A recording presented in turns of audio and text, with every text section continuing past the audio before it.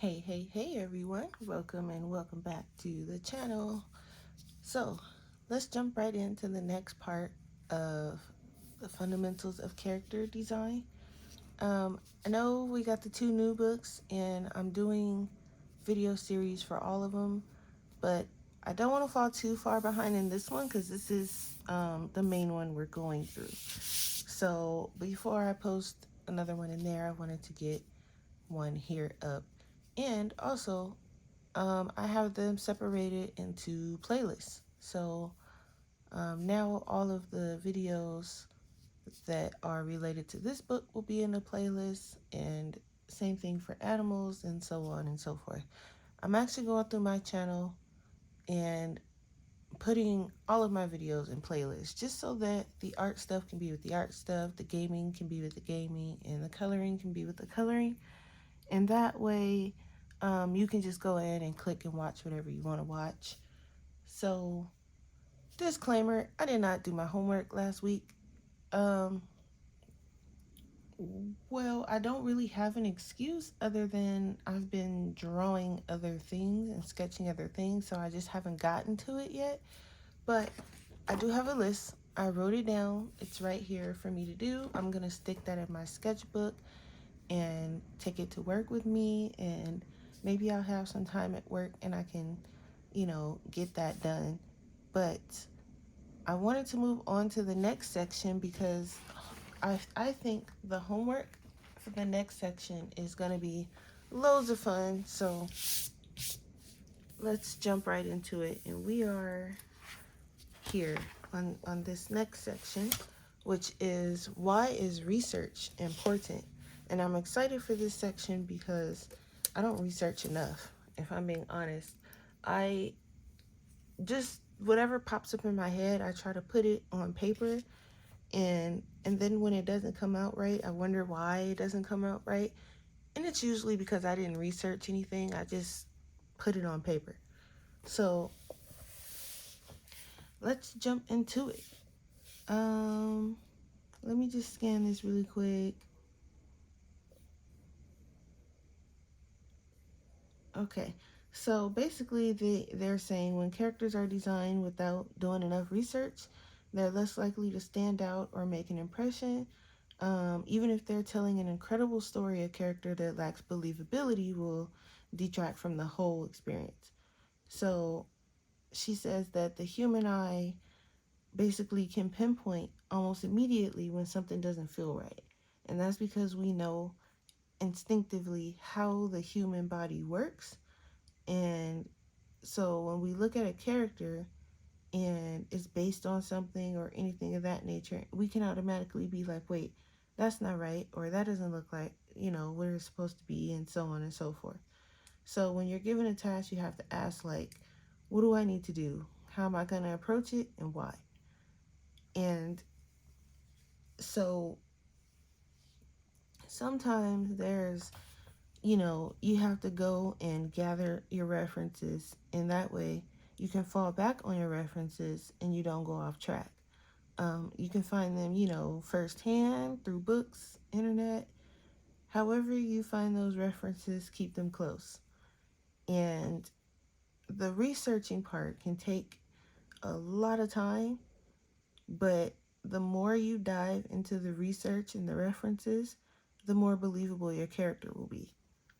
So I have an issue with research. I don't research enough. So this homework is going to be much needed for me. And it's the most important steps of the design process, and I don't know why I overlook it so much time. Like, I feel like sometimes I just rush into the drawing, and then when it doesn't come out right, I'm wondering why, but deep down I know why. It's because I didn't research. I don't know what's going on. I just drew what was in my head. And honestly, sometimes that's fine. Like, if you have an idea and you want to hurry up and get it down on paper so you don't forget, that's fine. But before you do the final drawing, make sure you do research. So that's what I need to, like, tell myself. If I want to do a big piece or something like that, from now on, before I put that big piece on final paper or come up with the final sketch, I want to do my research first. And I'm going to heavily practice doing that. So here we have a guy, and he has a little girl on his shoulders, and the concept is it's father and daughter, and he doesn't appear weird, and the daughter's the correct size and things like that. So you can look at it until it's pretty cool. So you can tell they did their anatomy research here. But when you look at this guy, they're showing you that, the arms are way too long. And if he were to stretch out his arm, it would be on the ground.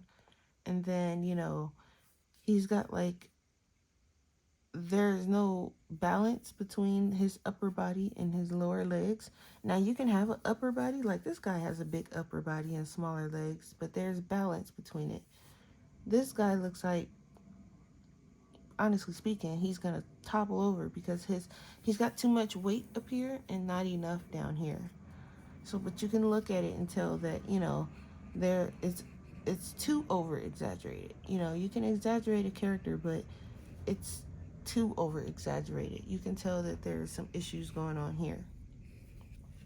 So, here we have a sumo wrestler, and if you look at the two, this one you can tell he's ready for a fight.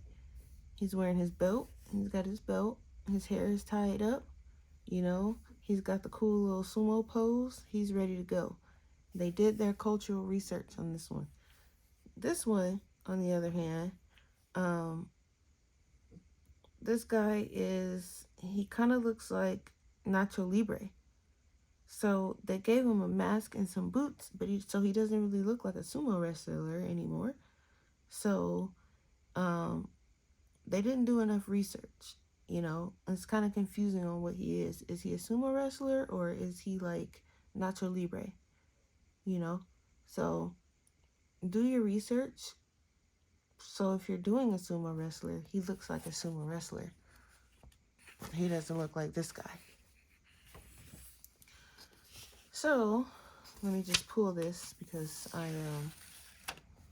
it's details for our homework. So let me see, how long? Okay, I just want to make sure that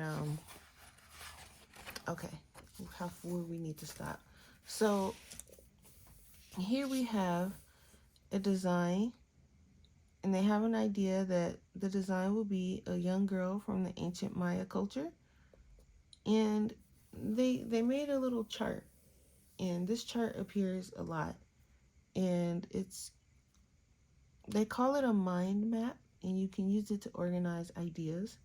So they know they want a character from Maya culture, and let me just zoom in so you guys can see. Ooh, not that much. Okay. So okay, what is her appearance gonna look like? So they got the clothing, her anatomy, and then they're like, she's gonna be queen of the city, but what's her personality, her social status? So here they have two designs on the side right here, and with some very inaccurate details. This one is from a pre-Hispanic setting, but the details are Aztec, which is a different culture, I guess. And this one has some correct features, but she has on modern clothes. So they kept doing their research until they came across one that they were going for. So it shows details and features from her culture. Let me zoom out so you can see her. And they have the right accessories and her animal. So you can tell, like, this was the Aztec one. This one has some kind of cool details, but then they put modern clothes and things like that. And she's not very young either. They wanted to go for a young one. And so this is more of what they were looking for. So then we have other things to think about, like shapes.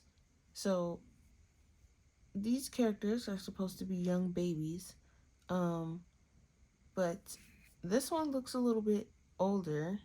One, they gave her makeup, I can notice that off top. And then, they gave her weight, like her hair is too long and she's got too much to be a baby. And then they're using all these sharp shapes. Like you're from what we had learned, you're supposed to use rounder shapes for babies and softer shapes. These lines are too hard and too sharp and too strong.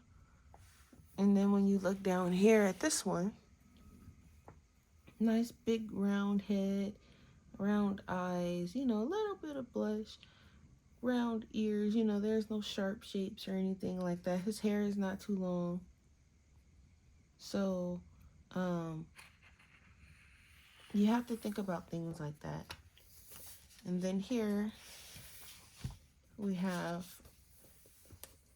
they gave her a color palette based on real life.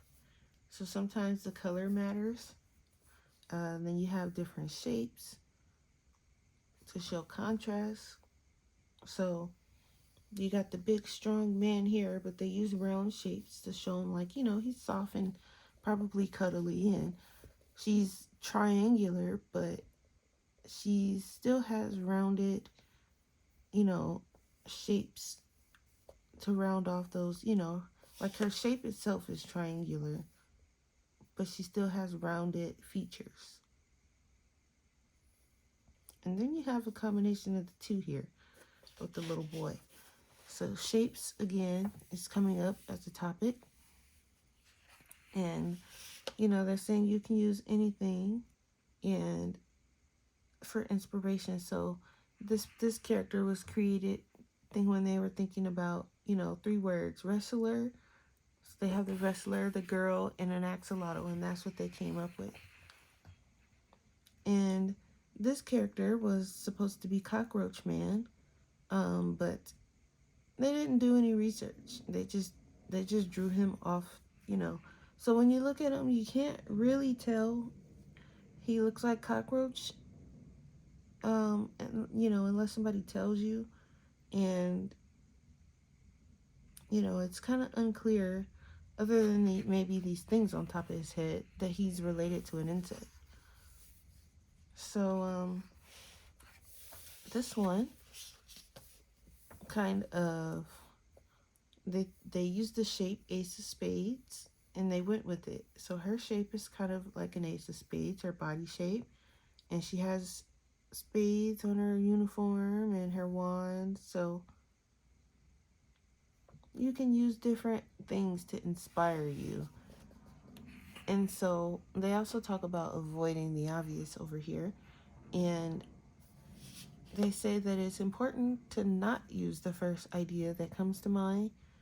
You want to do your research, create thumbnails, quick sketches, get the most obvious ideas out of your system. That way you can avoid, stereotypes and overused designs. And, it doesn't mean that your character has to be unrecognizable and off topic, but you want to make sure that you don't want to go extreme, like, oh, typical witch, or typical this, typical that. You want to create, you know, um, recognizable characters. So if you use, it's a typical witch, old green skin, hat, white hair, you're not going to remember that character. So, if you look down here with the different shapes, colors, designs, they're not going to the extreme, but you can tell that these will be memorable. So that's it for that section. I'm gonna flag this here. So we're gonna talk about our homework, and our homework is to create a character from a culture. So what you're gonna do, and it can be any culture you choose, and it can be from anywhere on earth. You're gonna research, and then you're gonna create that character from your whatever you research. So you want to think color choices. You want to think about their clothes, their accessories if they have any, their social status, and you want to, of course, give them personality, some kind of personality, okay? So anywhere on earth, and I mean anywhere, you know, you can pick your home country or a country you're interested in or a culture you're interested in. Just pick somewhere on earth, research the people, research the clothes, research, you know, whatever you need to research to create your character. And if you want to do a full-on image, you can do that, or multiple characters. You know, you might want to do a mother and daughter scene, or, you know, a bunch of friends. You know, just create some characters or a character from a culture, but make sure that you do some research and think about your mind map if you get stuck. So if you get stuck, you're going to put your culture in the middle, and then you're going to branch down to their appearance, and you're going to think, okay, what kind of clothes are they going to wear? You know, what's the anatomy like? Things like that. And then, you know, gonna branch up. What's their social status, the personality, you know, what makes them them. So that, I think, is gonna be some really fun homework. Matter of fact, I'm gonna stick this to this because that's homework. I think that's gonna be really fun.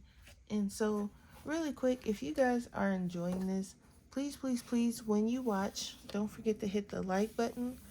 That way, other people can see the video. Or I'll leave that there. Other people can see the video, and they can enjoy going through this book with us. You know, YouTube has a weird algorithm where if you're not doing as good as the person that's doing better than you, your video is going to be harder to be seen. So if you are enjoying, please hit the like button. Give it a big thumbs up. I mean, if you didn't like it, give it a thumbs down, because YouTube even looks at that too. So, but if you're enjoying it, and you know you're having fun, and you're gaining information and things like that, please hit the like button.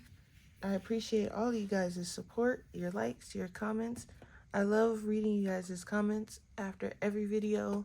I respond to everybody because, you know, number one, it's just kind of respectful for me to do so, because you guys are taking time out of your day to watch my videos. I can take time out of my day to respond to your comments. So I love reading them. You guys are awesome. You guys are very nice, and I really appreciate all of you. And I will see you in our next video when we go over my homework, and then we talk about how you can research. So that's going to be a fun section too, because it goes further into just simple research, it seems. So I will see you guys in the next one, and I hope you have a good day.